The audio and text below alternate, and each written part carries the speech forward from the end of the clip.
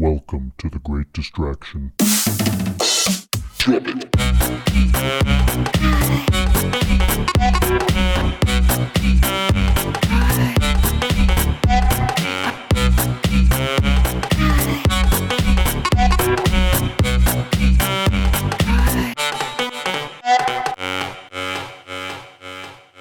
Welcome back, people. This is The Great Distraction, and today the topic of discussion is internet porn. My name is Ben, and with me today are my co-hosts Joe, Yo. Thomas, Hello. and Glenn. Howdy. If this is your first time listening, welcome. We thank you for joining us. The Great Distraction is a podcast that focuses on a vast and random range of topics, and we hope that each episode leaves you with, if nothing else, something to ponder. Internet pornography. Some deep thoughts there. Yeah. I think everybody here at this table certainly knows a thing or two about internet porn. I think Two clicks away. Yeah, exactly. I think pretty much every male born in the last, 10 years? I'm going to say 100. Yeah, well, it hasn't been around that long, but yeah, it's everybody knows it, everybody knows about it. But there is some really interesting stuff to discuss here. I've actually wanted to do this episode for quite a while, just because I knew I was going to find. I knew kind of the direction in which I wanted to go and what I wanted to include in it. And the more I started doing the research and started looking into it, was like I was not disappointed with what I found. Nice. That is exactly. Are you ever with porn? No. Well, actually, yes. Yeah? You can be. It depends. Hey, on, man, 2 clicks away. the first time you run into that scene of that person you just did not want to see naked, you're like, oh, I'm over this. That's no good. It's, Trying to experiment with a new genre and you just stumble on something man. you did not want to see. or didn't even know or understand why someone would do that. As a matter of fact, that's a great place to start, experimenting with a new genre. Not that I experimented, but I heard about it. And I got to throw this one out there because I'm willing to bet most people haven't heard of this. There is such a thing. It is terrible to say so. Say it. It is Say called it. nugget porn. What? Like chicken nugget? Yeah. Damn. Do you know what nugget porn I have is? never heard of this. This is pornography with quadriplegics. Really? Interesting. The concept that they would refer to them as nugget, that's Wow. fucking terrible. But that is a type of porn. Yeah. All right. The more you know. Yeah, exactly. Oh, this whole episode is going to be the Wow. more you know. 2 clicks away. You see, now I'm curious. Right? I don't even know how Nugget. we're going to fit this one into under an hour, but we're going to try. So let me start off with a little bit of history on internet porn. It dates back to the BBS days. And for those that don't know what BBS is, they were bulletin board systems, I think is what BBS stood for, if I remember correctly, in the early 80s. And basically, before there was internet, you would have, we're talking like Commodore 64, Atari 800 days, stuff like that, back in the day when home computers were pretty rare. You could buy external modems for your computer, and you could log into these servers that people would host with the phone line, obviously. And you could view what were like rudimentary web pages. They were all text-based, and anyway, some of them catered to porn images, and these images were actually called ASCII art, or they were a type of ASCII art. ASCII is the character set for, I don't want to get too much in the details. Stick figure porn? But using like letters and numbers and whatever to draw make a your graphic. Special caricatures. Yeah. I've seen ASCII art. Yeah. If you look up ASCII art, ASCII, ASCII art in 2 words, and you'll find all kinds of really cool stuff. There's actually programs nowadays that'll take a photograph and regenerate it in ASCII characers. That's cheating. Yeah, which very big time. Is it hip now or Yeah, something? well, it's retro hipsters, right. I That's guess what it I could was be. thinking. However, It's you don't retro really now. see it that flourish that much. But anyway, that was the very first internet porn that I had ever heard of or whatever. As time went on, You're a dinosaur, basically, is what you're saying. well, I mean, nice.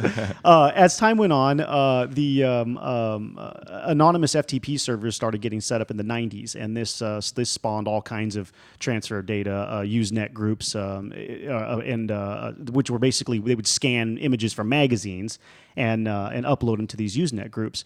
Usenet groups are still very much around. It's kind of like the torrenting scene. But it's much more underground and much harder for them to shut down or whatever. So if you're into that kind of stuff, look up Usenet groups and you can learn from there. And then once the World Wide Web came out, of course, it ran rampant, and and that's the history. Here we are. And here we are, exactly. Usenet and peer-to-peer transfers are still very active. Peer-to-peer is like your torrenting sites or whatever, your uTorrent and whatnot. There's still porn everywhere in that. Pretty much every peer-to-peer website focuses on that a lot. But oddly enough, and as we progress through history, it became so widely available, it did not kill. This was odd to me anyway. The physical video market. And I was really surprised to hear about that. As a matter of fact, it wasn't too long ago. We were in Oregon, and we met a couple. We were at a glass show, and they actually lived in a rural area, and they ran a video rental shop. Wasn't it? I think it was a video rental shop, yeah. And when they bought it, they actually bought it from somebody else when they moved out there. And they said that it also, when they bought it, it came with a kind of a small adult sex store, if you will. And they had said that it was a husband and wife team, and the wife was telling us when they first bought it that they were thinking they were just going to shut it down because they're not trying to get into that. That wasn't what they bought it for. They wanted a business to run, and that wasn't what they were trying to focus on.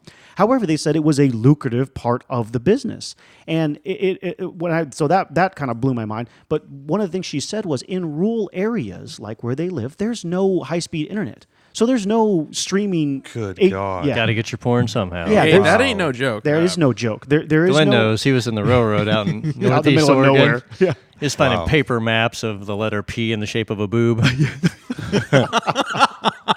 Parenthesis dot parenthesis dot parenthesis. Yes. Drawing my own, man. Yes. So they were, So they kept it open, and it almost came.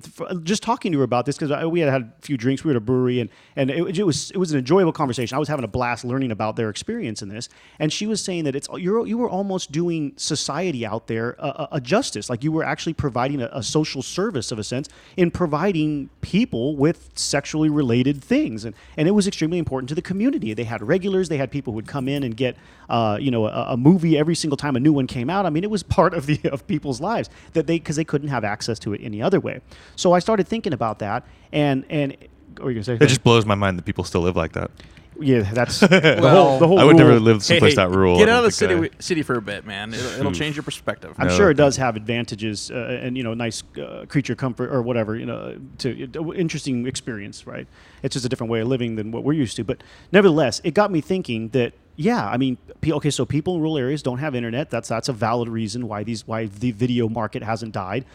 Some still actually like the theater setting. There are actually still adult theaters where you go in there and watch XXX films. I mean, that still exists. Yeah, that was one that I never could wrap my head Me around. neither. But I'm from a later Wrap your generation, hand around? so I always had a Oh, I'm private sure. access to this. So I'm sure you could wrap your hand around it, Glenn. I wrap my hand around this. And then sex shops. Some of them still have viewing rooms and peep show things that they do and stuff like that. So that stuff hasn't Dude, gone. I have a friend of mine, awesome friend I went to high school with, who lives in San Diego, who manages the largest sex shop in San Diego. Wow. And they have a peep show booth Yeah. in the middle, and it's like a big circle, maybe 20-foot diameter, something like that. And they go in, and there's several rooms that the girls go in, and there's little stations all around the outside.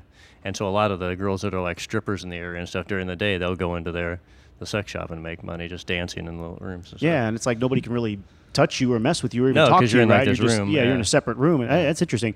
Okay, so like Glenn had alluded, that one of the reason I was thinking about that is some people many people, I think these things might cater to the older generation, right, who grew up with that only being the option. That's what they're used to, so that's what they still seek out or whatever, or what they are like or enjoy or whatever. So, yeah, I thought that was kind of interesting that it actually hasn't killed all of that kind of stuff off. Also, you have industries in the transportation industry where you have truck drivers that are moving across country. They don't Yeah. have the opportunity to have a Wi-Fi everywhere they go or Yeah. a stable internet Only the connection. nicer places that they stop at are going to So they have can't. that. So Sure. they can't watch porn while they're driving the train, but they can look at a magazine of porn Yeah. while they're driving. If the you're train. doing that in the cab and you got another dude right by you, That's just weird. Oh my god, Romantic. Now That's it's that's a little odd, man. That's just a little weird. That's weird. starting to sound like a scene out of a movie that I don't want to talk about. Train life. Train life. That could be its own porn. Oh Train man. life. Train porn. Oh man, Train that's porn. The foamers would love it. Bum would- sex, yeah. dude. Bum sex. That train thing, it dude, could the go a bum lot of sex ain't directions. No joke. Oh man. If you haven't heard that episode, listen to that one. Our train life episode's amazing. There's no train sex though. That we did not talk about that. A little bit. Or We porn. joked about it Yeah, a little bit. Okay, so let me go over some interesting facts, because I mean the facts that come out of the porn industry, this is just blows me away, man. There's some really cool stuff, and you'll see what I'm talking about here in a minute. First of all, the annual revenue for this industry, just to give you an idea of what that is $97 billion. That's the net worth. I'm sorry, not the annual revenue. That's the net worth of the industry. That's a lot of freaking money. $97 billion. That's almost, Wow. yeah, that's a lot of money. That's a lot of money. Bottom line there is sex sells. Sex sells big time. Trying to find reliable statistics for the industry, at kind of either globally or company-wide or industry-wide, was tough. However, there is, and I had heard of this a few years ago, one of the internet websites, and I'll tell you a bit about that in a second, actually made their analytics and their stats public, and they got extremely famous for it because this was the first time numbers were being given out publicly by one of these sites, and who was a massive player in the game anyway, and everybody jumped on it. I mean, we're talking Time Magazine, Huffington Post, I mean, New York Times, everything jumped on it because nobody had any statistics to work with. All these are private companies, and they hold all their stuff, under their hat, so to speak, and didn't tell anybody anything. So Pornhub is actually the one that gives insights on their page, on their insights section of their website. And I'll give you the address. I'll probably link it in the show notes afterwards if I remember. I'll put a little star next to it to put it on there. But to give you some examples of the kind of numbers they generate, this stuff is, to me, infinitely interesting. In 2017, all these numbers are from 2017. And remember, this is all just respect to their website alone. This is one website, one of the major ones, one porn website on the internet. 28.5 billion site visits for the year. Wow. 81 million average daily visits. 81 million. I mean, dude, can you imagine if you had a social media page that could get something like that? I mean, that's insane. 50,000 searches per minute. Over 4 million videos uploaded in 1 year. To give you an example, that is 68 years of solid watching video in 1 year these people upload. 3,700 petabytes, not terabytes, petabytes, 3,700 petabytes of data transferred. To break that down a little further, 426 terabytes per hour is transferred. Damn. That's insane. That's a lot of data. Interesting stats.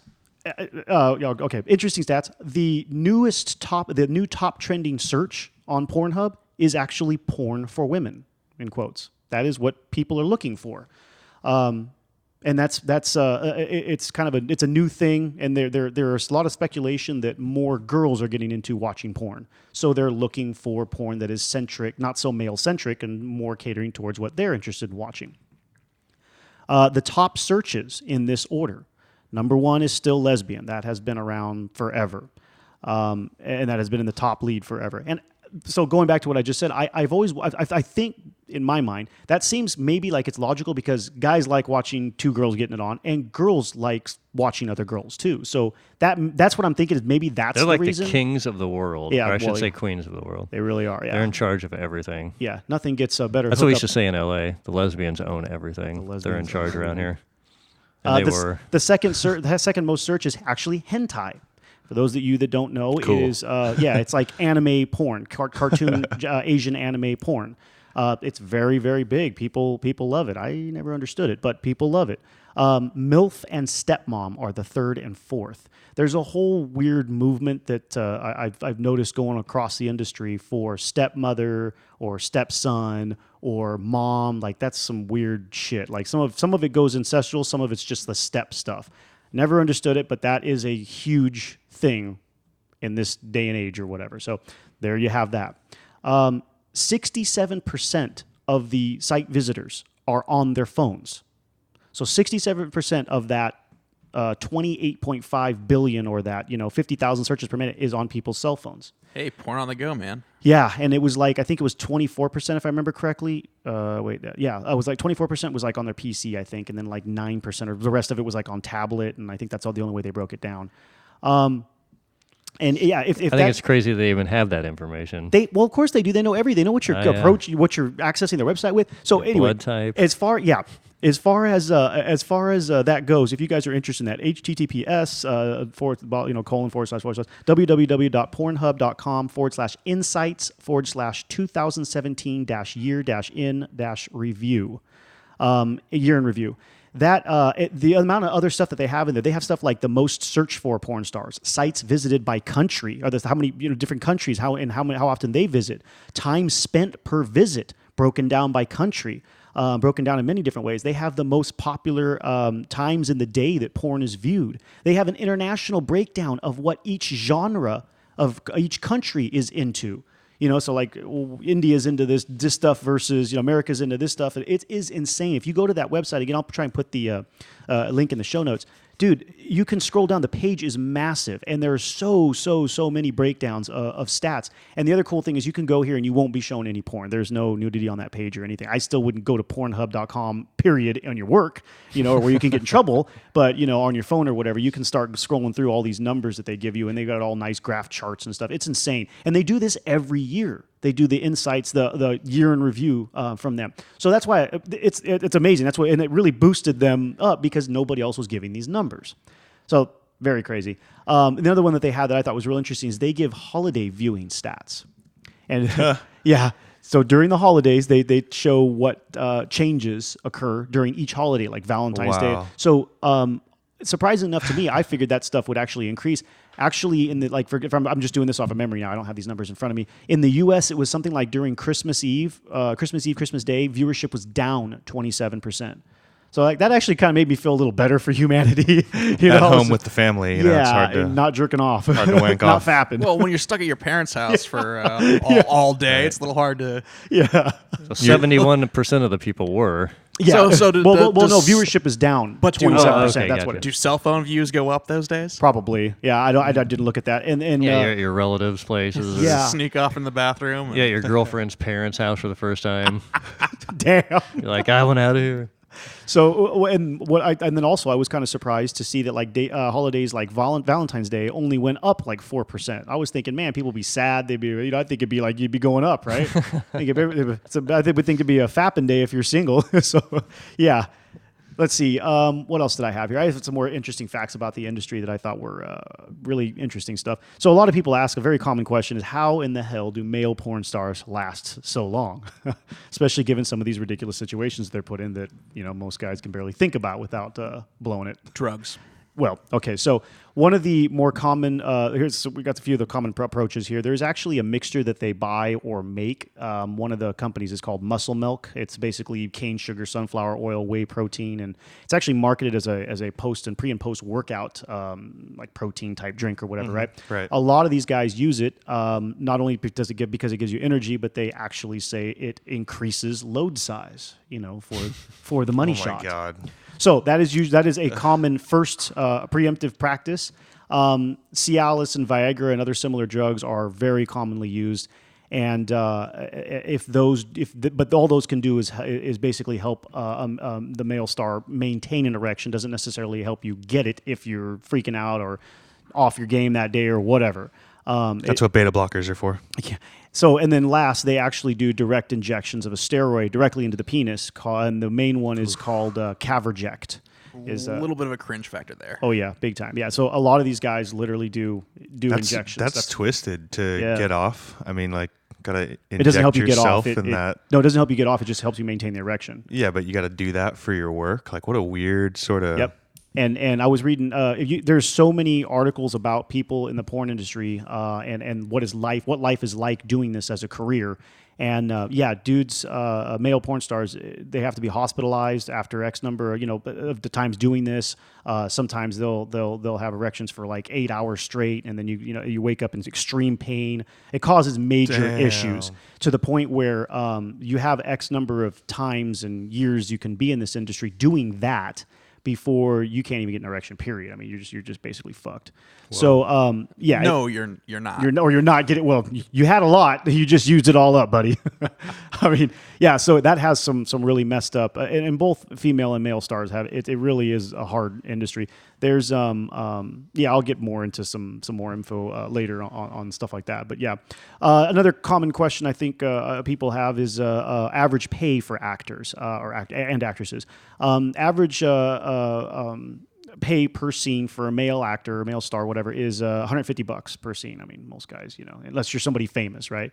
Most guys would do it for free, right? But they usually give you $150 and send you on your way. And a free injection.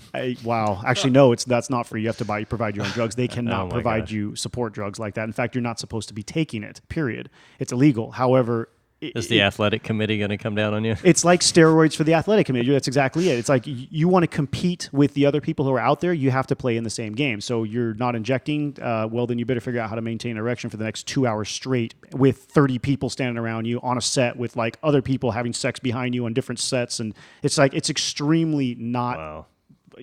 Something you would want to have. It's a terrible sex in. industry. It's a terrible. Well, yeah, it's a terrible industry. But anyway, so it's extremely hard for these guys to do that. So that's why they all do that. So it's kind of you either do or you kind of fail. You bail out of the industry if you can't keep up. Women or keep it up rather. I wish I had a little drums I could go about 100 times already. Women are on average paid $600 to $1,000 a scene, and that can double or triple for exotic scenes. Things like anal or double penetration or multiple partners or whatever. Would that be double pay? Yeah, it could be. Yeah. No, Thomas, that was no good. So that can actually double or triple in value. A lot of that money can get taken from them too. So if you were thinking, wow, $1,000 a scene, maybe $2,000 a scene. There's a lot of scams that go on. We'll talk a little bit later about that. They find ways to charge women the services that they provide while they're there within the industry to take a lot of that money back. So a lot of these girls, unless they're famous and make it big or really intelligent with how they manage their themselves, a lot of that money ends up getting taken away from them and given back in various forms. So it's kind of anyway. And of course, the sky's the limit if you can become a household name, like a Jenna Jameson or Pamela Anderson or some crap like that. Not that Pamela Anderson was in porn. Actually, she did do that one video with her husband at one of the first Kim Kardashian type videos, right? To get famous. Except she was already on TV though. So anyway, yeah. So what led to the dominance of this industry and why? What is it about it that the people that dominate it rather? It really did change the industry a lot from where porn was back in the VHS and beta. Well, there was no beta, right? That's why. Anyway, it really did change it a lot. Instead of watching beta, what are you talking there was about? no porn on beta. That was why beta lost. Really? Yeah, that was the last final selling point. So Sony, I'll take a little distraction here. Sony had owned this beta. is a great distraction. Yes, it's appropriate. Sony actually owned Betamax, and beta was the superior technology. But Sony publicly stated they would not allow porn because the Asians. That's why they have hentai, right? Because they're very anti-porn. Well, that lost them the industry. VHS 1 was not the superior technology. Interestingly enough, the next time this came around, when it was, actually a couple times around, when it became Blu-ray versus HD DVD, and there was another one, Sony owns Blu-ray, and that's what won. But this time, Sony said, "Yep, you guys can have all the porn you want. We're good with it." They learned their lesson. So they, being a very powerful corporation, who wanted to make more money, who wanted to make lots of money, they wised up and and they lucked out to have another opportunity to be the main medium by which movies and whatever similar things are distributed. I mean, that's insane. I mean, who gets two chances at being the standard? I think that's too. Like in the music industry, in different releases, you look at things that were released and say 8-track was new, and then a record, was vinyl, and then a cassette, and then CD. So things could have been sold. Media could have been sold 4 or 5 times just because of the change in our media. Oh, and it still is. I mean, that's we're just if you buy a CD that you bought on in cassette tape back in the day. I mean, you did just double pay. We bought it twice. They do it to us with movies, and they do it to us with video games too. I mean, I don't know how many times I bought Final Fantasy whatever. It's like, how many times are you gonna sell this to me, Nintendo? Right. So I mean, they've been doing that forever, and they continue to do that. So one of the things that changed a lot from the days when people were watching 2-hour shitty story VHS tapes, of porn, was a much faster pace and much shorter clips. And it's interesting that nowadays people are. I think one of the Pornhub stats was like the average viewing time is like 7 to 15 minutes, I think, or whatever. I mean, typical time for a dude to bust his nut, and that's it's like, oh, okay, that sounds about right. But I'm still late for work. It's interesting that one of the things that shaped the duration of the clips and basically internet porn was not the duration needed by the viewer, but rather the storage capacity and the bandwidth to transmit the data over the internet. In the beginning, internet was very slow, and storage was extremely expensive. So the servers just physically could not store, well, physically or data-wise, whatever, could not store that much, that many long clips or videos or whatever you want to call them. So that's what changed the industry. And what's interesting is to think about is that shaped the consumption of this primitive tapping, into sexual material. That shaped how people consumed it. So the animated GIF files. Yes, that kind of stuff. It makes it real quick, looping, but it's interesting to think that changed us, almost like made us ADD, if you will. I mean, all of a sudden it became after you grew up, again, this is a generational thing with now. the ADD, yeah. Yeah, as you grew up consuming your adult material in smaller and faster snippets or compilations, quick, changing. You're watching this, and every 5 seconds it's a different girl. They're like, wait, what the hell? That shapes the consumption that you become used to. So that kind of forms what you desire and what you seek when you're looking for this stuff, right? And that's got to have, we'll get into the psychological effects of some of this stuff, but that's got to have some serious effects on how people look at sex and then it's got to have some implications on how you view partners in real life, like people you're actually dating or people you're actually having sex with. There's got to be some heavy psychotic differences going on. There is, and they're constantly... Well, I mean, I personally, looking at so porn, yes, please. I'll find, quick clips or whatever for whatever need. But when I'm with a partner, I take my time and actually have a... Watches the whole movie. Well, actually, well, of course, but nice. And that's usually just background anyway. No, and you're absolutely right. That doesn't affect everybody, and that's why I want to kind of save this talk for the psychological effects part. But you're right. It doesn't affect everybody the same, and it doesn't affect everybody. Period. It also based on your consumption. Maybe you're not consuming 5 hours of porn every day. Maybe you're only watching it once or twice a week. Maybe you're only watching it. I don't know what your consumption rate is, but nevertheless. Those types of Pornhub things. knows. Pornhub knows. Yeah, that's right. They track your IP. Yeah. Oh, yeah, they do. Well, that's Glenn. He'll be on for about 2 minutes and 9 seconds. Yeah. Well, that's Ben. He used to be on for. They welcome back, Glenn. Man. Oh, hi. How you been, man? Hey, long time no see. Would you like more of your BBW videos? Thanks, buddy. Yeah. Let's see. Some of the top sites that are dominating, the ones that are dominating the industry right now are Pornhub. We talked about RedTube, YouPorn, Xvideos, and Xhamster. Those 5 are like massive right now for the videos. Yeah. For videos, yeah. Then there are. I didn't look into any of the picture hosting sites, and there's 4chan. Oh, really? There's a whole bunch of. I know Sex.com got converted over to one, and PornPix got converted over to one, and some of those sites used to actually do different things. It's obviously sexually related, and then they got converted over to some other as past ownership and whatever. We kind of. You're gonna say something? Oh, sorry. I kind of broke down the sites in 2 different, maybe 3, if you will, different genres. Sites like the ones I just listed there, those are free video sites, and they make their money off of advertising. They offer paid memberships, and they also obviously make their money off of collecting information. They get statistics.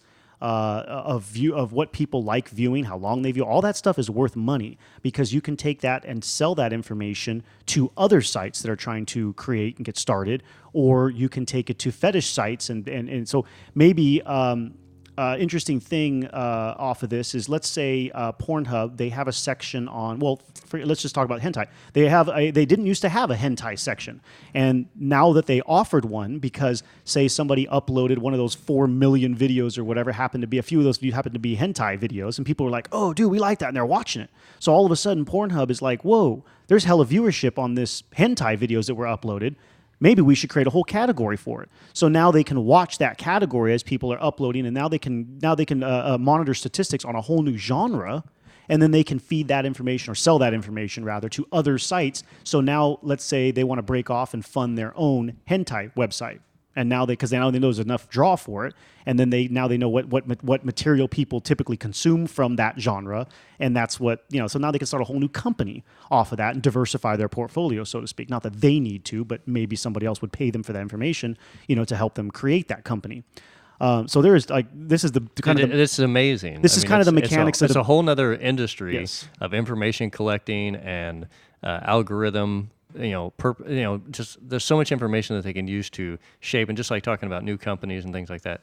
That is amazing to me that this is it's a happened because of porn. $97 billion industry. I mean, there's lots of money being made. So $97 billion. Yeah. Remember when we talked about the brewing companies and the beer companies? We talked about beer. I think that was 3.3 if I remember correctly. Billion? Yeah. So 3.3 billion for the beer industry. Beer industry for a year, and porn is No, that wasn't per year. That was the net. I think that was the net worth of the industry. Oh, do you remember any of the per years? No, I can't remember any of that. That'd be an interesting observation. It's way more than beer, that's for sure. Oh, People yeah. like sex way more than they like more than alcohol. beer. In fact, they're probably they're related somehow. They're connected somehow for sure too. They're part of the evening. Another type of sites is your general paid sites, which are like what I just described, could be created as a sublet genre from something that they learn. And these ones, so right off the bat, and I see it around the internet a lot when people are joking about this stuff in like Reddit and stuff like that, is why in the hell would anyone pay for porn? Yeah, I mean, I know why. I could never justify it myself, but people do. And those reasons run. Typically, there's way better quality content. The videos super high resolution. Yeah, high resolution video. You're getting 1080p. Some of it's even 4K. That's assuming you don't know how to, because you can download this stuff for free too. You just have to know the news groups and the peer-to-peer, whatever. Sure, you got to do a little hunting for it. Yeah, exactly. It's there, but it is definitely there. Sometimes you get a lot more personal details about the actresses and actors. So if you're really into this one, famous porn star, and you're like, or this one person who's not famous, and you're like, wow, I'd really love to like follow more of her work or know more about her or whatever. So you can actually, sometimes they'll create profiles about themselves, and you can get a little more information about that. And sometimes those private sites even lead to private live shows or chats or whatever that you can pay to actually interact with your favorite, non-super famous porn star or whatever. So that's some of the reasons that some people will pay for these paid sites. It all just sounds like money. Oh, that's all it is. And wait till we get more into the next one here. You going to say something? Sorry. Yeah. So, but one of the things, and that kind of segs, that's exactly what I wanted to use to segue into this next part. The modern internet porn industry also created options for, I couldn't really think of a better term, but controllable or privatized content production. And what I mean by that is anybody can produce their own content now, and there is avenues by which to release it and become your own famous star. So no longer do you have a concern. And I think this is actually a really good thing. If porn's gonna exist, I like that this is an option, because this means you don't have a manager, you don't have somebody potentially forcing you into situations that you don't want to be in. You don't have somebody taking advantage of you. One of the ways that this has manifested itself that is extremely popular right now are live cam girls. These are girls, no joke, sitting in their bedrooms or on their bed or in their living room, wherever the hell they want to do it, with a webcam or a cam in their laptop, and they're sitting there and they will talk live. You can chat to these people, you can interact with them, and basically it's like watching a strip show or watching her do whatever she's going to do, or sometimes they have a guy over, sometimes they have a girl over, but this is all completely live. And you can interact with these people. And the way they make, the kind of the cool thing about it is you buy tokens. Like if you were going to play it like, Chuck E. Cheese or something, or you're going to buy some skee ball tokens, right? You pay for, with real money, tokens that you purchase through the website. The website creates the infrastructure for this. When you have tokens, you are like going to the strip club and giving her dollars or whatever. You ask her, and the girls will have lists that'll say, what do you want to see me do? Touch my boobs? 15 tokens, or what do you want to see me say your name? Or, and they'll have like lists that you can select from. And you just buy. Yeah, and you just send them the money, send them the tokens or whatever, and they will interact with you based on that. And there's all kinds of levels of, you want to see me take it anally, 1,500 coins or whatever. And it's crazy that we're to that level in technology where we can do that, right? But the other thing that is, again, I really like about that option is nobody's going to hurt those girls ever. I mean, there's nobody to take advantage of or what's the word I'm looking for? Exploit them. They're doing their own thing. If they're cool with being naked on the freaking internet, okay, fine, and doing all this stuff, that's their business. But nevertheless, nobody will hurt them doing that. Yeah. Well, I think for me, it reminds me of like different other art industries and music industries where artists now are able to get an audience without having management or somebody controlling their actions. You can upload your song directly to iTunes and you're good to go. You don't need anybody else. That's my favorite part about the digital era of way things have gone, and especially as far as like music and artists and the way they can get their stuff out. And if it keeps people safe, people are going to do it anyway. Yeah. And if these girls are doing it and they're smart about it, they can make an enormous amount of money for not really working that hard. Nope. Then the website takes, of course, a portion of it. Oh, I want to say too. Excuse me. Kindle, Amazon Kindle will let you do that too. If you write a book or something, you can distribute it in the Kindle store. I mean, you don't need a publishing company, dude. That's amazing. I mean, we never had stuff like that before. You'd have to get accepted by a publishing company. And, there were steps. Yeah, Like and if they said no, we don't like your crap, you're dead. That's it. You wrote a book for nothing, and now nobody cares about it. So with these new avenues open, it's really kind of cool. A couple of interesting things about the live cam girls that I've seen over the years from some of these people that got famous from doing this, some of them actually migrate to YouTube, not doing sex stuff because you can't do porn on YouTube. They migrate in other things, like random things, like ASMR stuff or sales. Or I've seen some even go into the tech industry. They're a pretty face. I mean, this is for the girls. I don't watch gay porn, so I don't see any guys doing this stuff. But they're a beautiful girl, and they can utilize that beauty to pretty much do anything. Absolutely, yeah. So I've seen that happen. And what's cool is for them is since they have a huge following from doing porn, they immediately have a whole follower base that's like, oh wow, you have a YouTube channel, and you oh man. So all of a sudden, boom, they blow up there now. So it's kind of cool to baby steps. That's right. They cross market. Let's see. Another thing too. These girls have found all kinds of ridiculously creative ways to promote themselves. Networking, man. Yeah. Right. Okay. So that's exactly where I was going with this. One of the other things is dating websites, social media, Instagram, all of these things. These girls will create. There's probably I keep saying girls. There's probably guys that do it too because this cam stuff is not for just girls. They're people. They're people. Yeah. People will create. But I've seen it specifically with girls because of where I sit. They will create fake dating profiles on your dating websites. They will create fake Instagram accounts, and they are only there to tease guys to like, there's really a good chance I'm going to respond to you. Send me a message, and then, but check out my Instagram when that's the only response you'll get, or that's what you'll see on their profile page or whatever, because all they're trying to do is divert and lead traffic to themselves to create a larger followership. And I mean, that's crazy that they can do that, and how they've so frustrating from an online dating standpoint. Oh, big time! I can't stand it. But that online dating thing, we're going to make a whole episode dedicated to that because there is some silly stuff out there that just kills it for guys. It's ridiculous. It also that avenue also opened the doors for couples porn. Like there are people making their own porn and just throwing it up there. Sometimes they don't show their faces, whatever. That's on Pornhub. That's on these live campsites. Some of that's live, some of it's recorded, whatever. That's a big thing. Some people really enjoy recording themselves having sex and throwing it out there for the internet, especially if they can stay anonymous. Also, solo videos, which like the live cam stuff, but not live. It's actually just, hey, I'm a girl and I'm stick a video camera in front of me, I'm going to do whatever, and then I'm going to upload it to Pornhub so people can watch it from there. There's a lot of girls that have gotten famous just doing a couple of those, and all of a sudden it gets viral on Pornhub or whatever, and now they're begging, and then the next thing you know, a production company's like, hey, we'll pay you X number of dollars to come record in our studio, and yeah, it can go down like that. I want a piece of the action. Yeah, you're a commodity, and it's and the other thing that's kind of why I started with the way this stuff changed the industry was it made it part of the effects of that was made it extremely fickle. Actresses don't last long a lot of times, and by long I mean sometimes under a year, whatever. From some of the stats I was reading, and there's been a couple of documentaries that focused on it, which I'll mention later. They get, I don't want to say run through, but the industry only wants new over and over. They don't new face all the time. Yeah, it doesn't matter. Doesn't really matter how beautiful you are to a certain degree. They're just kind of like, yeah, you're great, cool. We got 15 videos out of you or scenes or whatever. Good luck, best of luck. Promote yourself or figure out something else. Here's your money. That's it. Now we want the next girl because nobody's ever seen her. Yep. Some of them are able to break off and create some bigger part of the industry or whatever, but a lot of them just get out of towners or whatever, and they pull them from small towns and into big cities, and then that's it. They get their few shots. And what's interesting though is they do the exact same thing in the modeling industry. Mm-hmm. So you might think, oh, that's messed up that porn runs through people. Actually, they're not running through. They're not like, not all these girls are getting damaged any more than having a lot of sex would damage you. But nevertheless, it's in the modeling industry, all they want is new.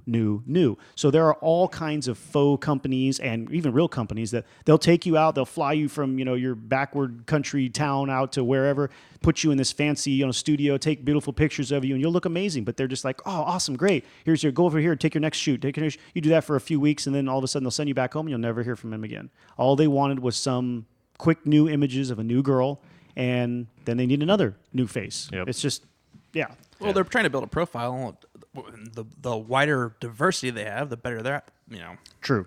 better off they are from a consumer standpoint. Yeah, and it also depends on where these big production companies, going back to the modeling industry, they're feeding and selling their material to other entities. So, Vogue magazine wants a girl that looks this way. Well, here's the last 15 that we've shot. Pick from these pictures, and we'll sell you these pictures. We don't even need to call the girl back. We already got plenty of material generated from her anyway. We're good. So they can just redisperse that and sell it out to whoever. And the porn industry does the exact same thing. They're like, okay, we've got 20 videos shot with this girl. What are you into? You want blowjob pics? You want fucking sex scenes? All this right here. Which one do you want? Crazy. Okay, boom. It just becomes commodities. They are extremely a commodity. It is. Yeah, you are not worth anything. That's for sure. You are just another body that they can shoot video of and sell to somebody like us. So why is it that we have such a developed porn industry, but prostitution in most states is still illegal?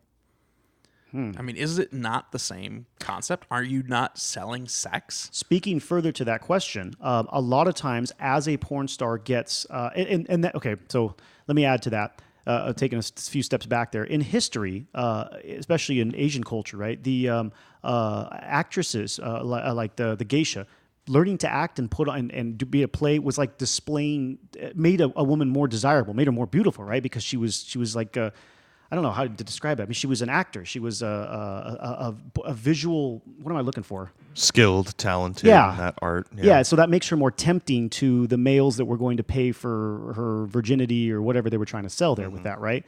And I completely forgot where I was going with that, but it kind of drives. Oh, that's what it was. So as more people see this entity shown and it built up more, some of these girls will build up their name in the industry, and then they will move into escorting. Because there's huge money. You get some guy who's been watching your material, for the last couple of years, thinks you're amazing looking. He's like, I just want to go on a date with you. I'll take you anywhere, whatever. I'll give you $10,000 for the night, $5,000 for the night, whatever. That's the next step. The next step after that is, okay, how much to have sex with you? It's like, so yes, it leads right into to kind of feed into your question. Yeah, even pornography, acting can lead into prostitution for sure. Now, is it super bad if it's to that degree? I mean, if the girl has all the say in that, ideally, let's ignore that maybe other bad things are happening, like she's got some pimp, work or a manager that's really messing her up and whatever, taking advantage of that situation. But let's say it's all her, and it's maybe one of these live cam models or something, and some guy who maybe she even finds attractive offers her $5,000 for the night. But I mean, obviously prostitution is illegal, but is that really that bad of a situation when both sides are consensual, both sides agree on it? And so there is a bad part of prostitution that comes from pornography. If it was legal and regulated, I think like in Nevada, yeah. Right. Yeah. Make it safe for the people that are participating. It can be totally a viable. Yeah, and that's option. totally another vast topic. I mean, prostitution is what everybody's the oldest trade in the world ever that existed, right? Sure. I mean, in this state, from having a background in massage therapy, that is a huge issue. I mean, what is prostitution? People masquerading. The hand job, the happy ending, huh? Sure. I mean, it puts a negative stigma on the therapist, the legit people that are trying to help somebody. Yeah. And it sways an industry. Yeah. And if it was just legalized and regulated and dealt with responsibly. What Glenn's trying to say is he wants to give guys hand jobs. No. He's like, just let me do it, man. But I agree. It is like a weird because a lot of people when they say massage, people go, oh yeah, you're going over to the right to the Indian girls over there. Exactly. Yeah, and it's Do they walk on you and they're naked? Yeah. I know I'm getting a real massage. Oh, you're paying her. Oh yeah. What does real mean? Yeah. A non-happy ending. Yes. Yeah, but you're absolutely right, and that it does step on a very fine line. And why is this legal? That's the other. Okay, so right off that same angle, there is a joke I've heard many times about the porn industry in California. It's like, so wait a minute, if I go up to a girl walking down the street, and I'm like, hey, here's $500, and I have sex with you, that's illegal, and I could get arrested for it immediately. But if you film it, and apply for there is a permitting process or whatever. But if you put it in front of a camera, all of a sudden it's pornography and it's legal. And so does it matter if you knew the girl before or not? No, it doesn't matter at all. As long as you call it a business. I was thinking like an actress, and now that you're filming it, it's Oh, okay. changes the dynamic. Yeah, I mean, they don't even play into that. And that's why a lot of rich guys have gotten into the porn industry, because all you have to do is get the permit, and now you can have sex with hella girls as long as you're funding the company, right? So you pay the girl, you pay the guy filming it or whatever, person filming it. You use your house, or you rent a hotel room or whatever, and there you go. Now you can just, post Craigslist ads or however you get into the industry, right? Jeez. It's rampant with that kind of setup, because there's lots of dudes who have, the money to afford that. I mean, well, look at what was the average scene that I said, 500 to 1,000, and that's for like a full-on sex scene. I mean, what if you could pay somebody a couple $100 and find your star every week or every month or whatever you could afford? Yeah, there's totally dudes who do that just for the fun of it, and it's not even interested in making any money. But then you can take that material and sell it. So yeah, they own it now. Yeah, that's it. They're signing waivers and signing releases or whatever for the whole event, and yeah, this is the craziest industry, and I've always felt that way. It's the craziest industry of any business that's ever been. And it's the conducted. oldest. Yeah, right? It's the oldest. It ought to be the most That's complex. why it's so weird and complex. Because it's people have spent thousands of years figuring out ways around all the roadblocks, morally, ethically, legally, whatever, in order to feed that industry, make money off of it. So yeah, it doesn't surprise me. It shouldn't be surprising that it's that complex. How can you take advantage of a basic human instinct or drive? It's the same thing as feeding people drugs, man, like selling caffeine or nicotine or whatever. It's the same thing. It ain't going away. Everybody needs it. Everybody wants it. They think about it all the fucking time.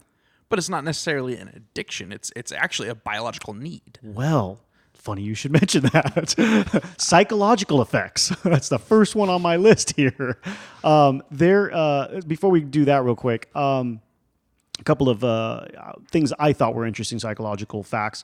I had mentioned earlier the scenes are typically, what is watched typically is 7 to 15 minutes of porn per viewer. And I got that from Pornhub. They were saying your typical viewer comes on 7 to 15 minutes and they're good. Most porn, and I thought this was kind of psychological too, is male-centric.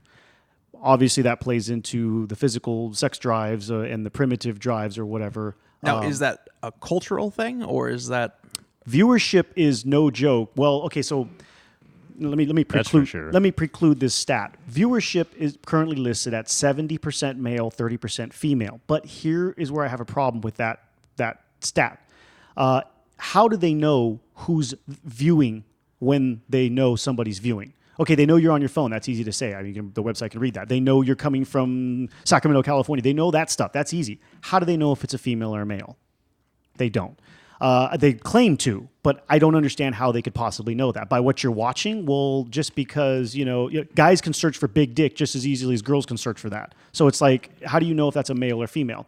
But currently it is 70% male and 30% female is the best stat I could find on that. Now, that's why most porn is male-centric, because why cater to 30% of the market when you can cater to 70% of the market? It's just business.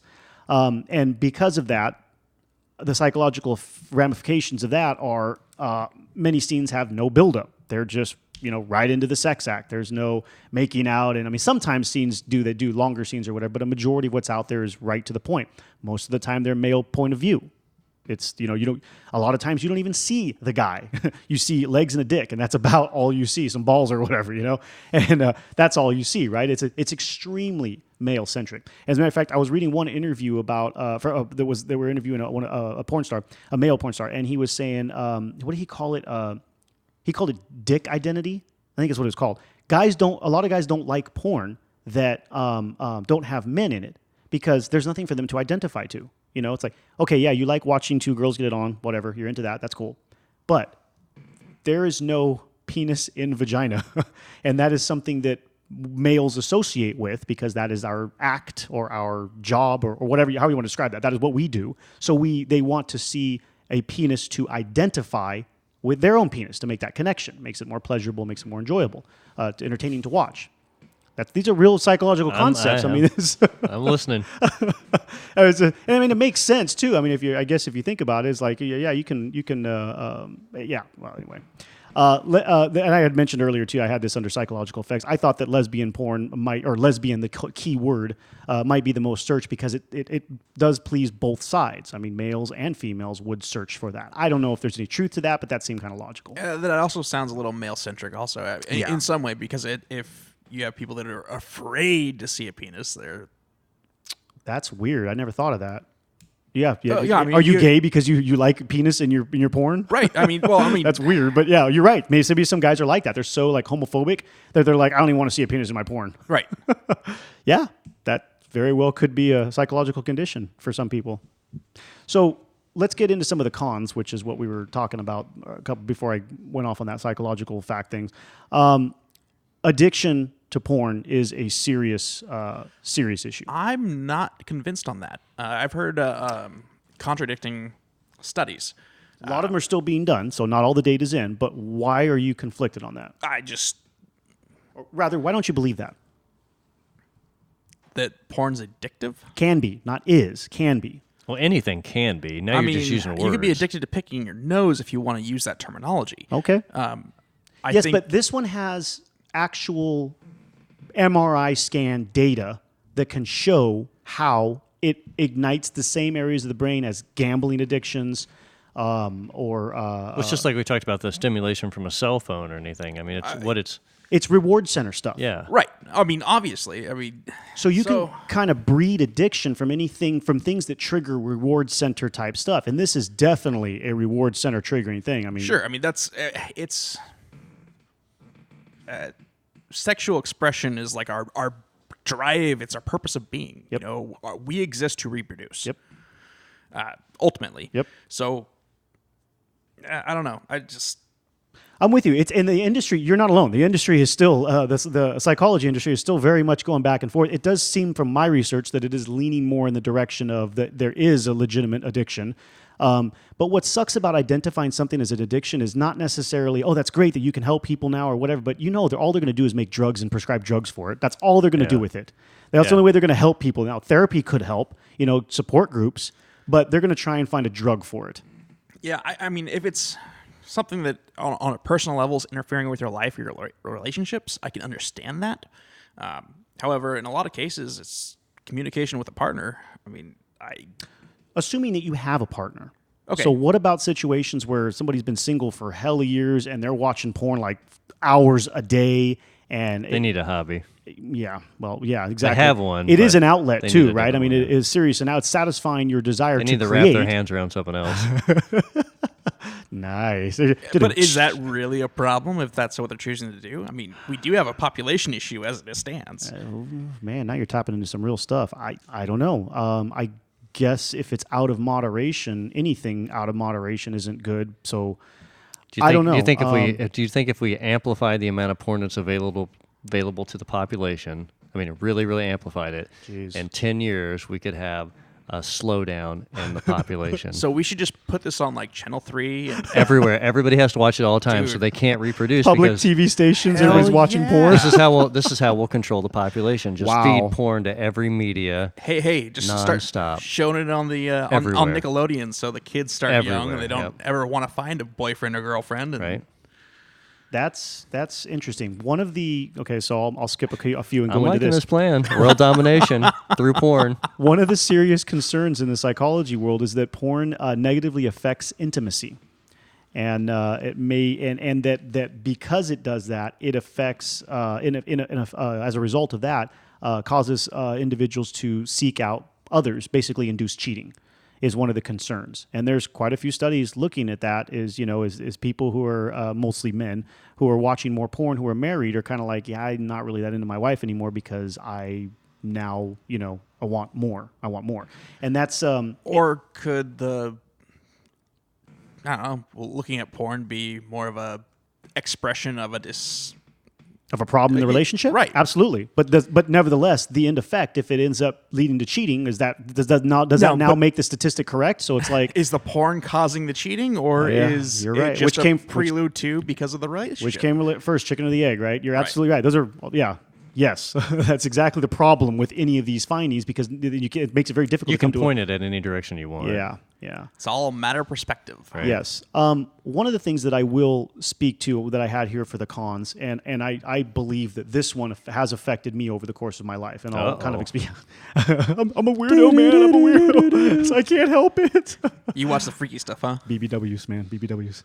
I don't want to ask what that is, but I kind of Big want to black ask women. Oh, big beautiful women, or big beautiful women. That could be big girls they're too. big. Yeah. Well, BBW used to be like in the dating in the newspapers back in the day when you submitted a dating ad or whatever. Classified. Yeah, classified. I think for dating or whatever, relationship seeking or whatever. I thought it was big black woman instead of it was always big beautiful woman. That's what I always took. No, it as. because I thought there was single white female SWF, remember, or single black female. So I figured it was B big black. Okay, I don't know. And then I thought there was a BWW, big white woman. I don't know. I don't watch the ads, man. When I was a kid, I used to read. I was like, "This is funny." Some of these are, like reading. They were humorous. I thought they were funny. It must felt like you were reading porn when you were a little kid. And you're reading Well, I mean, they were dating ads, but it was some of them would say no. funny things. It's like I remember reading it with my cousins. Dude, So, quick as question kids. for you. Yeah. How did you first stumble upon internet porn?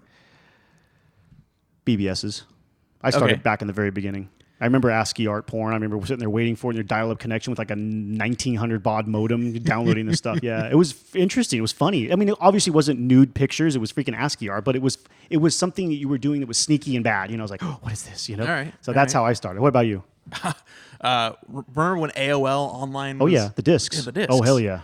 So Freaking 1,300 hours on this disc. Oh man, I gotta go find the new disc. when we first got internet at our house, at my mom's place, Yep. we're all excited because we're setting up the new computer, Windows 95. Yep. New bottle of lotion right there on the table. Jeez. Box So- Kleenex.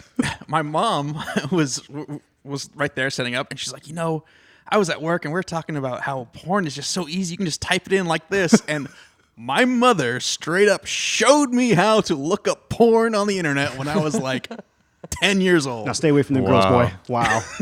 That's great. That's funny at 10, huh? Oh, yeah. Do you think she meant to do that, or she was just like, oh, and then it was I like, have no oh idea. crap, look what I just did. I am not sure.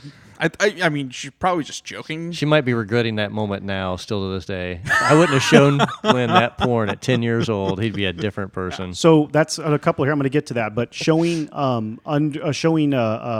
prepubescent or coming of age children this material, there's a lot of studies going on that and how it's affecting them as they grow, because they continue growing, continue maturing, and continue developing sexual tastes, preferences, and whatever thoughts. Yeah, as you hit decisions and puberty, everything, basically, and everything else starts changing. There's a lot going on with that, and it's a real problem because porn is so accessible right now. We'll get to that one though. One of the things, so going back to what I was talking about with the one that I feel has personally affected me, as we go through this development stage in life, prepubescent ages, you begin to develop, among many other things. Yes, you do begin to develop, Thomas. I was waiting for you to say something. I'm waiting for your other things. Oh, okay. I'm sorry. Yeah. He's looking for something to poke fun of me about. It's not going to be that easy with this one. Anyway, you do begin to develop many sexual aspects of your nature that will follow you through the rest of your life. And this is one. And one of those things will be what and how you define what you are sexually attracted to, and how you are sexually attracted to it. And this is a good example of this is how we go through phases in what defines beauty. In the 80s, poofy hair and large hairspray and hairy bush. And, Neon shirts. Yeah, and normal-sized boobs. Now, and then in the 90s, we get blonde and straight hair and huge tits and really skinny. And, and it just kind of keeps changing as time goes. There are noticeable and markable, actually, that's probably not the right word, but anyway, trends that progress through generations and as time goes on. Sure, but I mean, that holds true with clothing styles also. Absolutely. But one of the things that bothered me, and where I can directly see a correlation with myself coming up as a young boy, was it just disturbed me for a long time. Mostly because sometimes I've gotten teased for, oh, why you like blonde girls, or why that you just get people who don't like what you like, or like, why do you like that, man? Everybody likes that. That's stupid. Oh, you should go for something more exotic or whatever. It had bothered me because. So I started thinking, why is it that I like this? Anyway, why is it what I like, period? Whatever it is, it doesn't matter. Why is it that I'm into what I'm into? At some point, these things develop in all of us. And what I feel kind of cheated on, if you will, maybe that's not the right word, is that these things were shown to me. I did not invent them. They did not come choosing them. I was not choosing them. Yeah. I was presented with the available options at the time. And this is where, during my critical time, and this is where I developed and defined what I found attractive. So spanning this out, and this is going to kind of get a little bit off topic, but I found it kind of disturbing to think about how much of who and what you are is really your choice and who and what you are. What's your environment? It's where you grew up. That's what we've talked about before about the ill effects of media and mass marketing to everything that people are seeing, and it becomes norm, and they think it does develop them. Everything you see growing up, especially as a child, completely changes the way you look at the world constantly. Yeah. You're really touching on that nature versus nurture. Exactly. Right? Yes, very much. So obviously the sexual definitions needed to happen, but what you chose to be your sexual focus, or what you chose to, or what not actually that's the problem. You didn't choose it. What you end up being sexually attracted to, or what you end up finding and enjoying and seeking, or whatever, may not have been your doing at all. It was what was available. So I started thinking, when I was that age, what the hell was I doing? What was I watching? What was I looking at? Well, Hugh Hefner actually played a huge role in defining what we thought was attractive for many of us growing up in our generation. And the only thing he found attractive was white, blonde hair, blue-eyed girls. So those of us that got Playboys, because I don't know about you, but that was usually the most accessible magazine, grew up seeing those women that he found attractive. That type. Then shows like Baywatch came out. Who was the star of Baywatch? The biggest titted, blonde girl ever, and got famous off of it. That's what I grew up watching. So it's not fair in my mind that is how I grew up defining beauty, and thus from that how I later defined a sexual attraction, when I didn't really have a choice in it. That is what I could have found something else to be attracted to. That's true, but I might argue that is true for every human, though. I mean, absolutely. I'm not saying it was just me, but I was just trying to internalize that. Okay, so if you grew up in the 1400s and you had your small group of people that you grew up, your little town, would you not try to find somebody attractive in the group that you were growing up with? Yes, but the definition that you would seek would be limited to what you had in front of you. Right. Was I think defined that's the for point. you. Yeah, and that's the point I'm making. Yeah, so but I would argue that is our own nature, our survival to find attraction with what you're exposed to. yeah, true. But I just felt a little shortchanged because I think you feel like you were a little betrayed because you grew up in a media era Yes. of existence, Yeah. and I think that's totally true. I think, and you can take that whole statement about that type of girl and think about the United States way even deeper than that, as far as like media, who's in charge of things and what we see. You're right. It's all connected. It's in all some messed up connected. ways. And again, that's not the only thing I find attractive. I mean, it's not one thing, but Blow up your TVs, melt your radios, dissolve your social media accounts. yeah, don't let that crap define you, because I promise you it is. And that's exactly the angle I was thinking, was like, how much of me is me? How much did they put into me that I didn't even have a chance I think not everybody to fight? should be asking that question, because, and that's what we've argued about before, like, separating yourself from some media, social media especially, and all these like, screens and everything all the time. What's being ingested into you is shaping humans, and it's not shaping humans in a very good direction. And I think we're old enough that we can see that there was something before this. I mean, we're just barely old enough to remember when, we didn't have cell phones in our hands 24/7. Yeah. So I think we should make a new age restriction on any sort of digital media. You got to be 18 or older before you can look at a screen. That's no joke. There is a lot of wealthy people, powerful tech people who do not let their kids touch that. They're not supposed to actually looking at that until you're in your prepubescent teenagers or whatever. Kids are not supposed to be walking around with iPads around, and the rich and the wealthy and the intelligent, highly intelligent know this, and they're not letting a lot of them are not letting their kids use that crap. I know Jobs said that. I think he actually publicly said it. Several and I think people have, Facebook, and there's also a thing Zuckerberg too. did And there's also a thing too with small children about the screen and the color and the brightness and the light that's hurting not only their vision, a lot more things going on. There's deeper stuff in the brain that is being affected by it, but the studies are still. And the thing again, entities are going to fight that too. They don't want. Oh, absolutely. They don't want cuts you to down think on cells. That's right. Yeah. So we don't really know what the truth is. It's like, do cell phone cause cancer? No. You know how many times that's gone Here, back buy and 6 forth? more. Like, how do we even know? And Cell then, phones are the new cigarettes. nice. Yeah, well, everybody's addicted to it. That's for sure.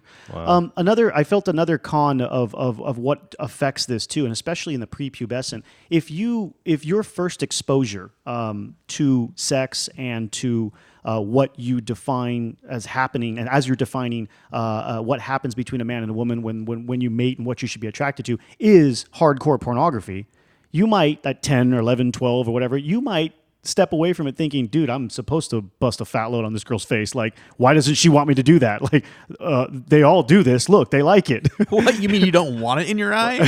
What's wrong with you? You know, it's like, what, you don't take it anally? What the hell is that? You know, every girl I see on the internet and the porn sites do, you know? That stuff defines, especially in an early age, when you have no other frame of reference, expectations on women. And I think it's very true. Yeah, and that's one of the biggest cons. One of the worst things about it is, especially so those of us that are older and can tell grew up with a different ethical grounds on that as we developed it. We might not have that. We can tell the difference, but imagine younger guys growing up seeing. And that's this all stuff. they've seen, and it goes back to what you were saying before about what you were exposed to. It changed the way. You're a prime example of what you were saying about yourself before. Yeah. That's going on in all these other different facets.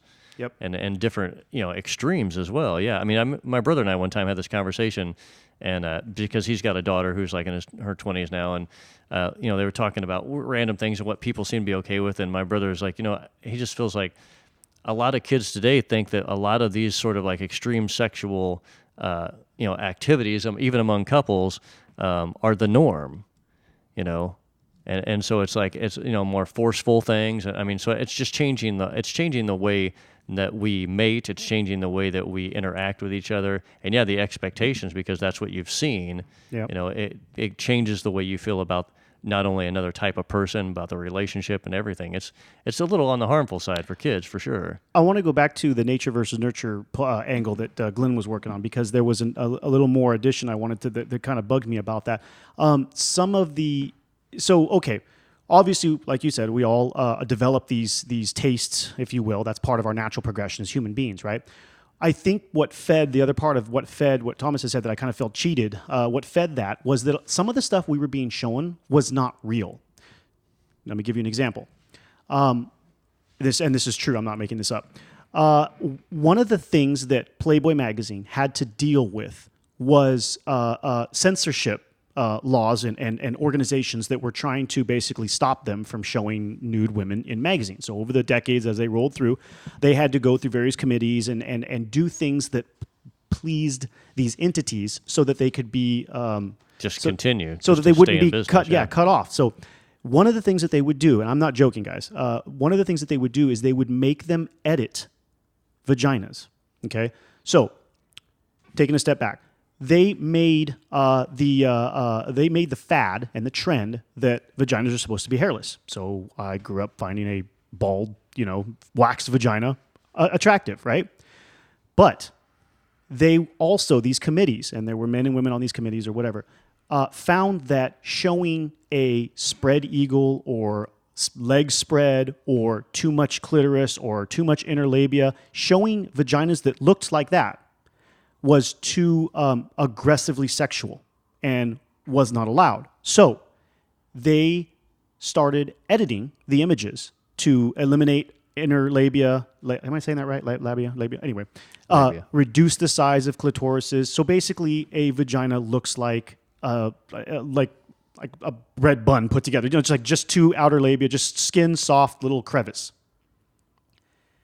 This bothered me because I grew up thinking that's what vaginas are supposed to look like, because that's what the pictures showed. The photoshopped images. Okay, and they were, but more than just simple photoshopping. Like, oh, that looks better. They changed the identity of something. Yeah, they forced them to do this because that was the only way Playboy, for example, and other entities could keep their membership and stay producing their content and keep their company in business.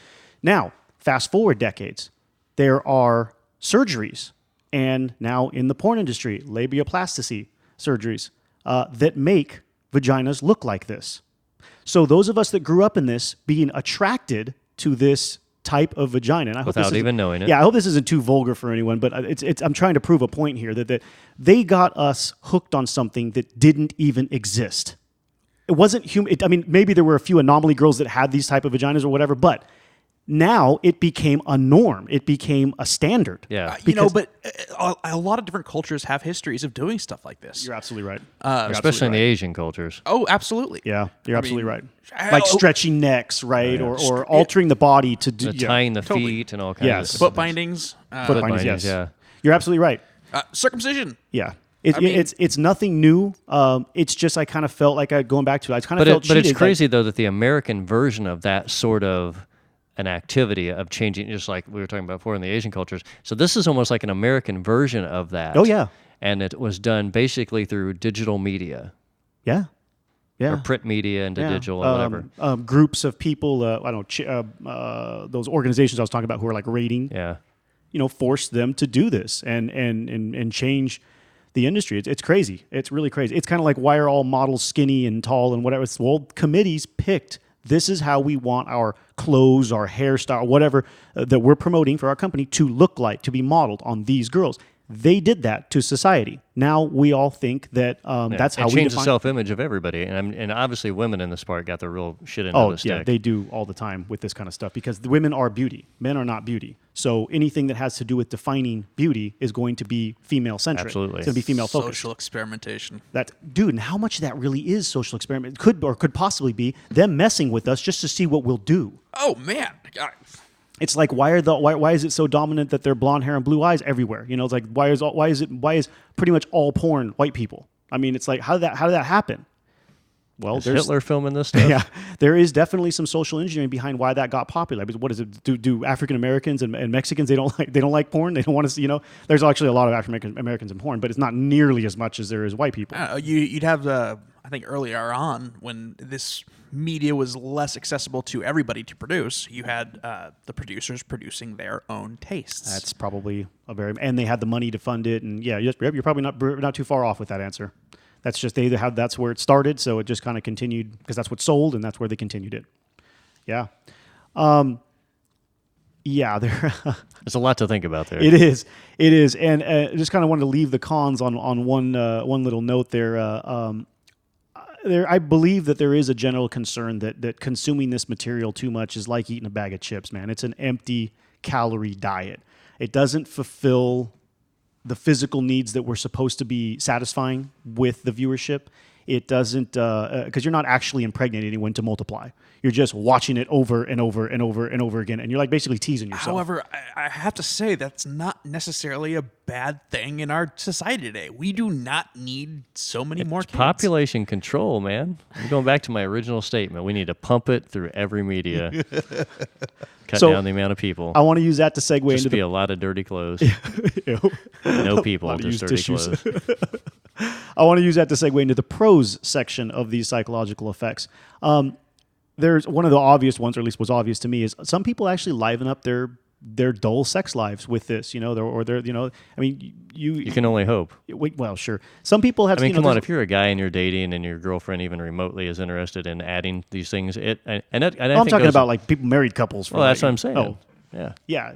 So it can actually liven up life in the bedroom. It can It can actually save marriages. There's a lot of people that say that. One of the ways it has saved is as people get older and they have less of a sex drive, or one side has less of a sex drive, maybe the other one doesn't. Well, it can be libido balancing. Go jerk off to porn, and then we don't have to sex tonight. We'll have sex tomorrow night or whatever. It's like at least that person isn't cheating and then therefore destroying the relationship, assuming that that's a good relationship otherwise. Yeah. Sometimes you can have an excellent relationship and just the sex isn't equal, and that sucks, but everything else is amazing, or whatever. So you can't destroy the whole relationship or ditch the relationship just because sex isn't on par. Porn is really more of a marital aid. Let's just treat like the shake it weight. That, right? Yes. So in that sense, it can. You want to have a spare tire just in case you get flat. Yeah, in that case, it can save marriages.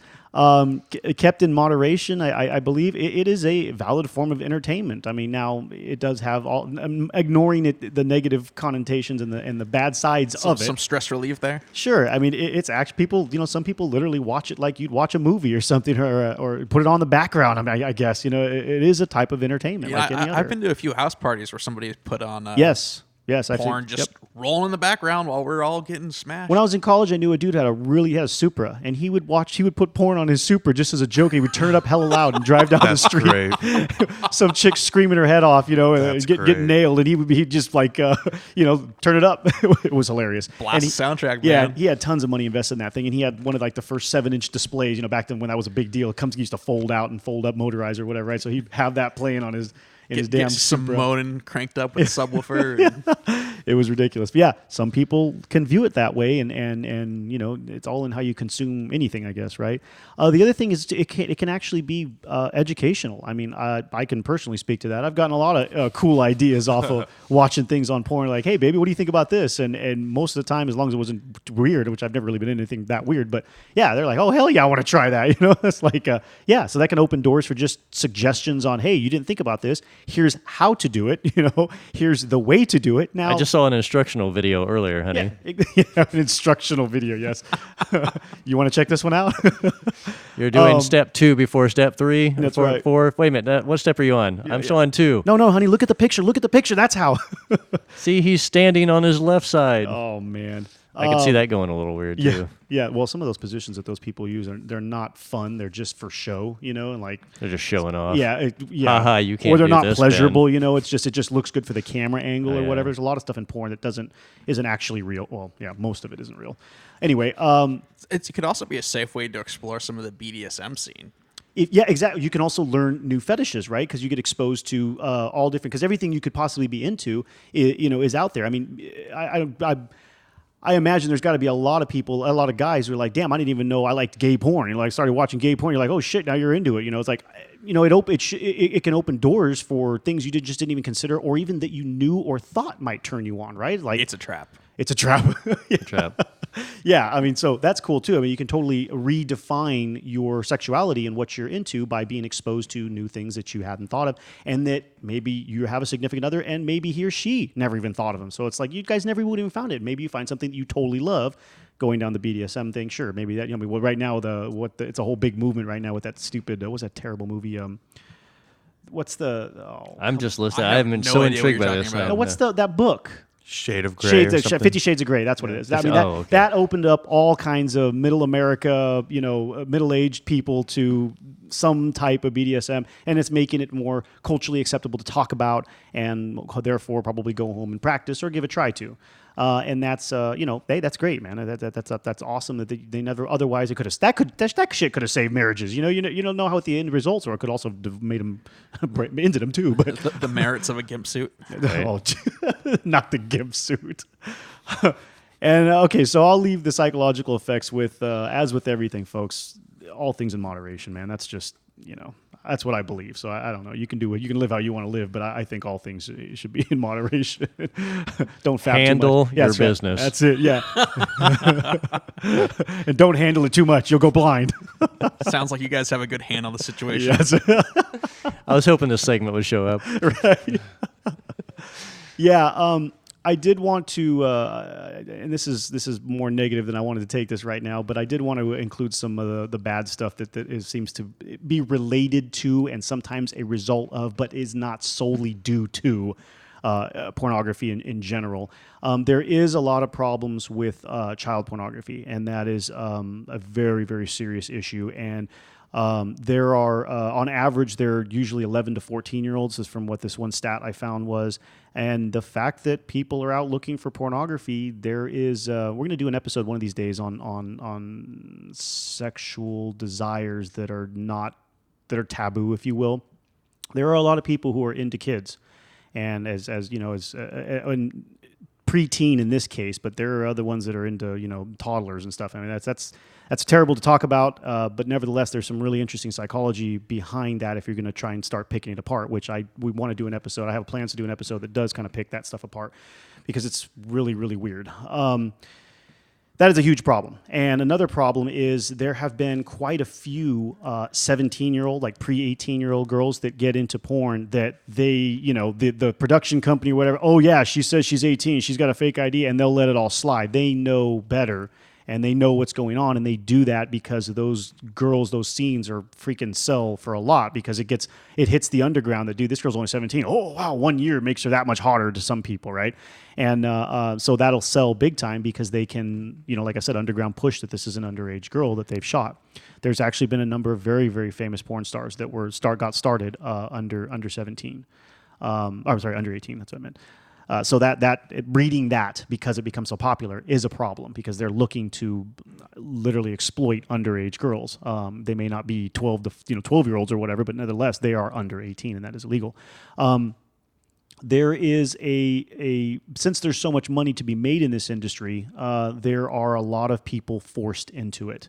And there's no shortage of and some of these documentaries I'll mention here in a minute, no shortage of women who have come forth, and I don't know, probably there might be some men too, but no shortage of women porn stars that have come forth years later and talked about their boyfriend, forced them into this physically or violently or whatever.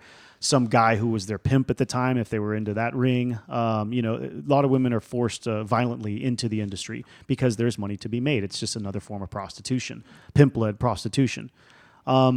There does breed a lot of drug addictions. I had read that a lot of the male porn stars, for example, use cocaine so that they can stay active and raged, and or steroids so that they can keep up that testosterone and keep that rage while you're doing a scene that's violent or very energetic, whatever. Aggressive. That's what I was looking for. Yeah, there is some people who are into aggressive porn. And that type of those types of drugs can help make it look more real and actually be more real, I guess, at that point. So drug addictions are a big thing. There is also a huge, I should say, it is a growing problem. I don't know how big it is right now from what I could find of mostly female porn stars which are killing themselves. Most of what we focused on tonight has been, today, this episode, has been why porn appeals to males, because obviously we're 4 dudes, and that's kind of the angle that we see the world, and especially on this topic. However, for the side that I've often imagined, like, why do girls do this? What do they get out of it? Feeding their desire to be desirable is huge. I mean, it's an addiction on its own. Exactly. And the attention that a girl gets from guys, I mean, every person out there, guy or girl, has known some girl who was just an attention whore and would just do anything that she wanted to be the center of attention all the time. She wanted to be, the star of everything, regardless of how reckless it is. Doesn't matter. Yeah. So those types of girls, definitely love the attention of porn. And on top of that, you're getting to have sex with guys that you might find attractive. Maybe you don't. It depends on making money. You're making money off of it. All this other stuff that goes on that attracts women to be in this industry. However, when that stops and you have these particular types of women that are super, super attention whores, and they stop getting that attention, it can lead to depression. It can lead to worse drug abuse. It can lead to all kinds of things. And there have been quite a few that have committed suicide off of that problem when the work stops. Then the money stops, and now you don't feel desirable. Especially if you already have a drug addiction because of the money. Yeah, that just compounds the matter. There's been tons of stories of that too. Yeah, but the fact that you feel no longer desirable, like they don't want to see me another anymore. thing too with the porn industry, it is also an introduction to a lot of people for a very dirty world, and drugs are part of that dirty world. It's just being a stripper or anything else. Yeah, there's some messed up stuff in there for sure. And to that, we'll get out of here shortly here with this. I wanted to leave you guys, if you are interested in more information on this. Now, yes, you can go watch porn. That's I mean, that's all the information most people need. That's it. More on a serious note, if you are more interested in the background stuff, the type of stuff we were talking about today, I want to give you a couple of more sources here that you might find interesting if you're if you're curious. There are a few documentaries. The first one is After Porn Ends. There's 1, 2, and the third one will be coming out in December of 2018. So you could check those out. They're really cool. Gives a very good glimpse into some of the behind the scenes in the industry and behind the scenes in the people that are in the industry. I found them extremely fascinating. Hot Girls Wanted is another documentary. If you don't watch that one. That's really eye-opening to some of the messed up stuff that they trick these girls into. In the very beginning, I had alluded to this one when I was talking about how they pay them to act a scene when they're new and they don't know any better, and then they'll tax the hell out of them for but you're staying in my place, so I'm going to charge you $500 a month rent or for this room, or I'm going to take away because I've been giving you rides. I charge $100 a ride, so they'll basically just chisel away at the amount of money that they make until they really don't have enough to leave, and now they're kind of stuck there and they have to keep working. So it can very much be a trap. I already mentioned the Pornhub stats. And again, I'll try and remember to leave the show link in the show notes if I can get that in there. I still haven't learned too much about the show notes, but anyway. Pornhub also has a blog that you can keep up with, and they put all kinds of articles together that show all kinds of very interesting stuff. I thought it was very interesting. And again, in that section of their website, there is no porn, so you don't have to worry about, if you don't want to see it, you don't have to. It's in a totally separate part of the website, but it is at the base domain, Pornhub.com.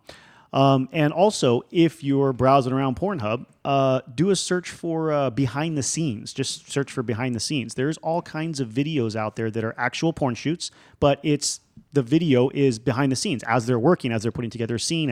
It shows some really interesting. For me, I thought it was really psychologically interesting because it shows how they pause. It shows how they wait for camera angles. It shows how the girl's tired. Wait, we got to stop, or the guy can't get it up. It just shows all kinds of interesting things of like the dynamics and the complications of what porn actually is behind the scenes. I found it very, very fascinating because you just don't look at it that way. You're just trying to break the fourth wall, man. Nice. But I never looked at it that way, right? Until I started looking for those. I think I stumbled across one, I don't know, a few years ago. And I was like, wow, this is crazy. Like, I can't believe how this is like, or how nonchalant they are about the whole scene. Like, you have to be because you're doing. It's pretty nonchalant. I had a buddy in LA that ran sound, and he there you go. And he would work in a lot of porn sites where he would just stand there with a microphone or set up sound or microphones for different things and different actresses and stuff. And he was like, yeah, it's horrible. Yeah, very cold, yeah. That's what I thought too. I was like, wow, he didn't like doing it all. Of course, it paid well. Yeah. So he did a lot. Yep. But yeah, it was not a very fun experience. Yeah. So there's some sources for you if you're curious more about the industry, the mentality, and stuff like that, and not necessarily watching porn. But anyway, guys, we ran over. I apologize, but we had some good material that I wanted to get out there and leave you guys something to think about. I hope you enjoyed it, and we'll see you next time. Show notes and other info can be found at our website, greatdistraction.com. The Great Distraction is listed in iTunes, and we greatly appreciate it when our listeners take the time to look us up and leave us a 5-star rating and review. That helps our show grow and motivates us to continue producing content. If you'd like to get in contact with us, you can do so using the email address, greatdistractionpodcast@gmail.com, or via our website. We're always interested in hearing any thoughts, comments, or questions from our listeners. Keeping up on the latest from us can be done in several different ways. You can add us to your favorite RSS feed tracker. The link is available on our website or in iTunes. Or you can also follow us on Facebook and Twitter. Just search for Great Distraction, one word, no space. As always, thank you for listening, and thank you for all the support.